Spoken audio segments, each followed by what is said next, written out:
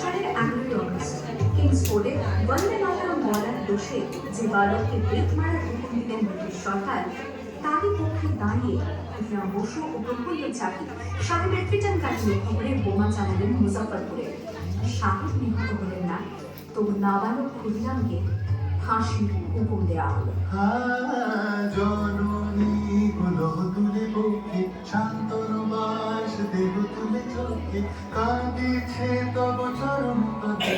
ত্রিংশতি কোটি নরনারী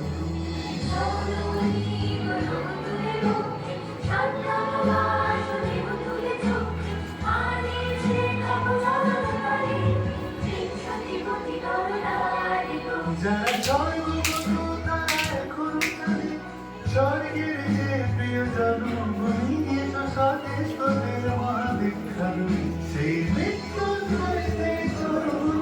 যারা জীবনের বুকে জাগালো আশা মন মনের মুখে জাগালো ভাষা আজি রক্ত কমলে গাথা আজি রক্ত কমলে গাথা মারল খাই বিজয় মুক্তি দেব তাদের গায়ে মুক্তির মন্দির সকাল তবে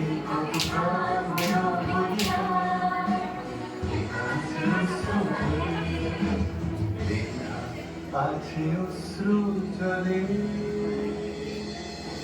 9 সেপ্টেম্বর 1915 ইংরেজদের সঙ্গে সম্মুখ সমরের স্বাধীনতা ছিনিয়ে নিতে অস্ত্র আনার পরিকল্পনা করেন যতীন্দ্রনাথ মুখোপাধ্যায়। বালেশ্বরে সঙ্গীদের নিয়ে জাহাজ থেকে সেই অস্ত্র নামাতে গেলে ইংরেজ বাহিনী তাদের ঘিরে ফেলে। বুড়িবালনের তীরে লড়াই বাঁধে বিরাট ইংরেজ বাহিনীর বনাম বাঘা যতীন ও তার 4 সহযোগীদের। এককালে শুধু গোজারি হাতে যিনি বাঘ মেরেছিলেন, সেই বীর সেদিন লুটিয়ে পড়লেন।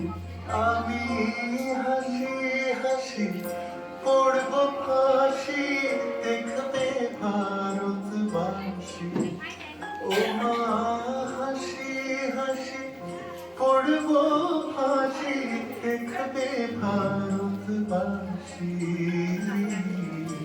একবার বিদায় দে মা ঘুরে আসি।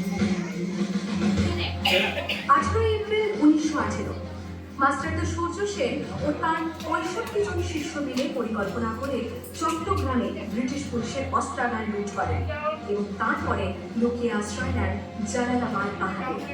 এর 4 দিন পর ব্রিটিশ বাহিনী খুঁজে বার করে মাস্টারদা ও তাঁর সঙ্গীদের।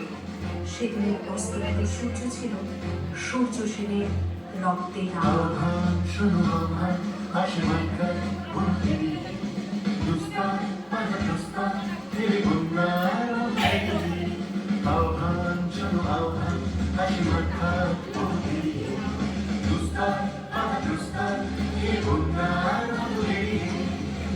শুনছে কুসুম গীতিতে সারা হিমগির সম্মুখে সূর্যের কিনারা যাত্রা শুরু হচ্ছে ছোটে দুর্বার বেগে চটিনি উত্তম চলে উত্তম মাঝে মুক্ত ছোট নটিনি যাত্রা শুরু হচ্ছে ছোটে দুর্বার বেগে চটিনি উত্তম চলে উত্তম মাঝে মুক্ত ছোট নটিনি এই শুধু সূত্র যে নবপ্রাণী জেগেছে রবসাজে সেজেছে অধিকার অর্জনে এই শুধু সূত্র যে নবপ্রাণী জেগেছে